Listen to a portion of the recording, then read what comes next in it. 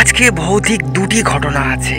প্রথম ঘটনাটির নাম গ্রামের শ্মশানের রাত।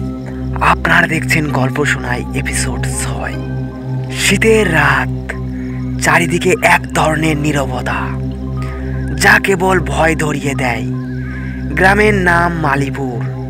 পাহাড় ঘেরা এই গ্রামটিতে দিনের বেলায় বেশ চাঞ্চল্য থাকে, কিন্তু রাত নামলেই চারপাশ যেন পাথরের মতো নিস্তব্ধ হয়ে যায়। গ্রামের শেষ সীমানায় পুরনো একটি শ্মশান আছে। স্থানীয়দের বিশ্বাস এই শ্মশান অভিশপ্ত।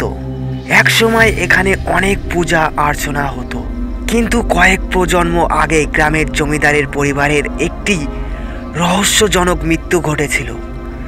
তখন থেকেই এই শ্মশান নিয়ে ভয়ঙ্কর গল্প ছড়িয়ে পড়ে। রোহিত ছিল গ্রামের এক সাহসী যুবক।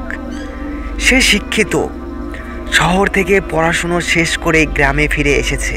তবে গ্রামের কুসংস্কারগুলো পাত্তা দিত না। তার বন্ধুরা প্রায় তাকে শ্মশান নিয়ে ভয় দেখাতো। সেদিন রাতে বন্ধুরা তাকে চ্যালেঞ্জ করলো, তুই যদি সত্যিই সাহসী হোস তবে শ্মশানে গিয়ে রাতটা কাটিয়ে আয়। রোহিত বলল, যা কিছু শোনো তার সবই কল্পনা। আমি প্রমাণ করব শ্মশানে কিছুই নেই। বন্ধুরা তাকে মশাল, পানি আর খাবার দিয়ে পাঠালো। তবে তারা জানতো এই চ্যালেঞ্জ নেওয়া মানেই ভয়ঙ্কর কিছু অভিজ্ঞতার মুখোমুখি হওয়া। রোহিত রাতে শ্মশানের পথে পা বাড়ালো। অন্ধকার এত গভীর ছিল যে টর্চের আলোয়ও কিছু দেখা যাচ্ছিল না। পথের ধারে পুরনো বটগাছগুলো যেন বিশাল দৈত্যর মতো দাঁড়িয়েছিল। হঠাৎ বাতাসে শিরশিরে আওয়াজ উঠল। এটা কেবল বাতাস, নিজেকে সাহস দিল রোহিত। কিছুক্ষণ হাঁটার পর শ্মশানের গেটের সামনে পৌঁছলো। ভিতরে কয়েকটি বড় বড় চিতার কাঠের স্তূপ, তার পাশেই ছাই আর ভাঙাচুরো পাথরের শিলালিপি। একটা পুরনো মন্দিরও ছিল, যেটা এতটাই জরাজীর্ণ যে যে কোনো সময় ভেঙে পড়তে পারে। রোহিত মন্দিরের সামনে বসে পড়ল। চারিদিকে এত নীরবতা যে তার নিজের নিঃশ্বাসের শব্দও স্পষ্ট শোনা যাচ্ছিল।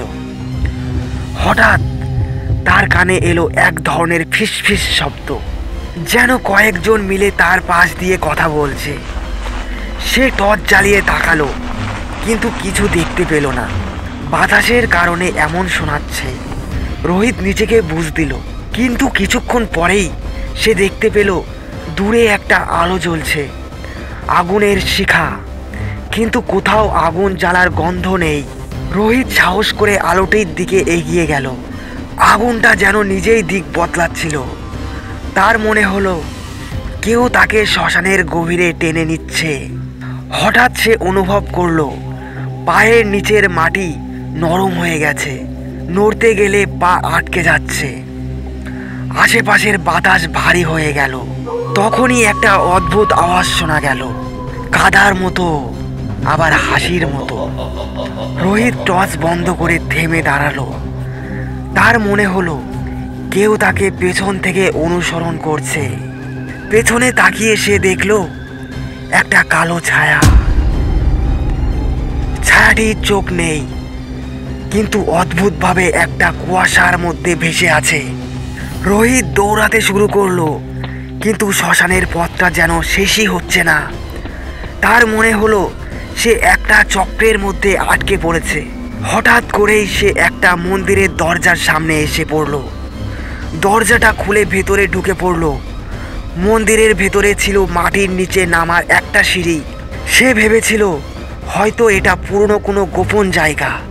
সিঁড়ি বেয়ে নিচে নামতেই দেখতে পেল একটা বিশাল গর্ত। সেখানে অগণিত চিতার কাঠ আর কয়েকটি পাথরের মূর্তি, কিন্তু এই মূর্তিগুলো মানুষের নয়। সেগুলোর চোখে ছিল ভীষণ তীব্রতা। একটা মূর্তি যেন তাকে ইশারা করছে। রোহিত এগিয়ে গেল, আর তখনই পেছন থেকে অনুভব করলো একটা ঠান্ডা হাত তার কাঁধে ছুঁয়ে গেছে। সকালেই গ্রামের লোকেরা রোহিতকে খুঁজতে শ্মশানে যায়। সেখানে তারা কিছুই খুঁজে পায়নি, শুধু একটা পুরনো মন্দিরের সামনে তার মশাল পড়েছিল। অনেকে বলে রোহিত সেই রাতেই অভিশপ্ত আত্মাদের হাতে ধরা পড়েছিল। আর সেই শ্মশান আজও এক ভয়ঙ্কর রহস্য বয়ে বেড়াচ্ছে। প্রথম ঘটনা এখানেই শেষ করছি, এবার পরের ঘটনা। এই ভৌতিক ঘটনার নাম কবরে যাওয়ার পর এক ভুতুড়ে গল্প। রাতের ঘন অন্ধকারে চারপাশ নীরব, গ্রামের লোক সংখ্যা খুবই কম, দূরে কোথাও শিয়ালের ডাক শোনা যাচ্ছে। এমন সময় রফিক সাহেব তার বৃদ্ধ বয়সের জীবনের শেষ নিঃশ্বাস ত্যাগ করেন।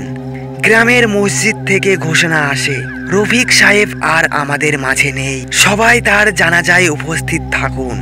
জানাজা শেষ হলে তাকে গ্রামের এক নির্জন কবরস্থানে দাফন করা হলো। রফিক সাহেব ছিলেন একজন সৎ মানুষ, কিন্তু মৃতের আগে তিনি একটি গোপন পাপ করেছিলেন, যা কাউকে বলেননি। তার মন সবসময় সেই পাপের ভারে ভারাক্রান্ত ছিল। মৃত্যুর পর তার আত্মা যেন মুক্তি পেল না। কবরের ভেতর শুরু হলো এক নতুন অধ্যায়। রফিক সাহেবের লাশ দাফন করা মাত্রই অদ্ভুত ঘটনা ঘটতে শুরু করলো।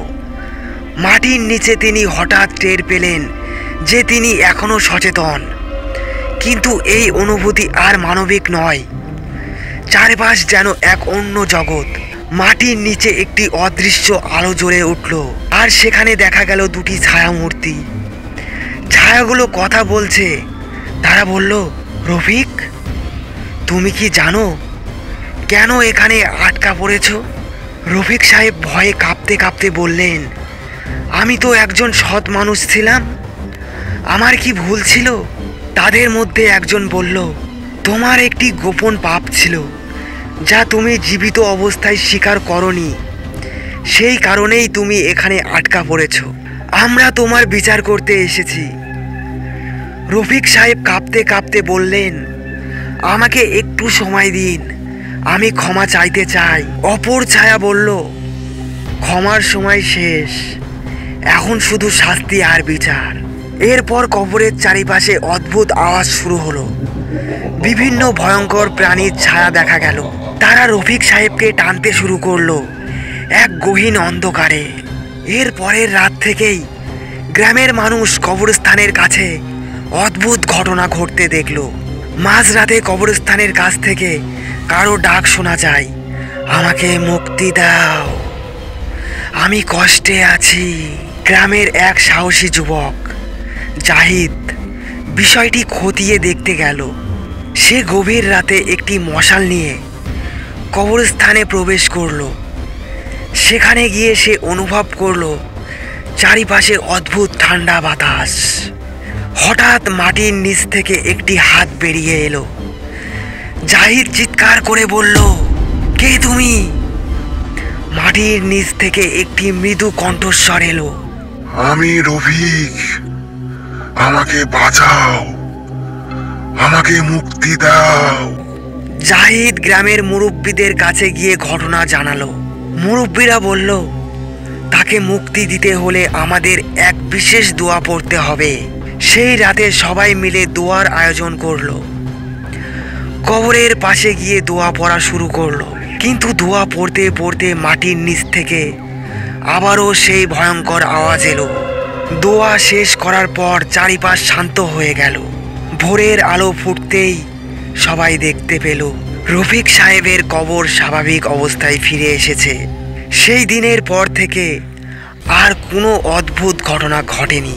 তবে গ্রামবাসী এখনো সেই রাতে ঘটে যাওয়া ভুতুড়ে ঘটনার কথা ভুলতে পারেনি। এই গল্প থেকে আমরা কি শিক্ষা পেলাম? জীবনে কোনো ভুল করলে তা লুকানোর চেয়ে সৎ পথে এসে ক্ষমা চাওয়া উচিত, অন্যথায় মৃত্যুর পরেও সেই পাপের শাস্তি ভোগ করতে হতে পারে।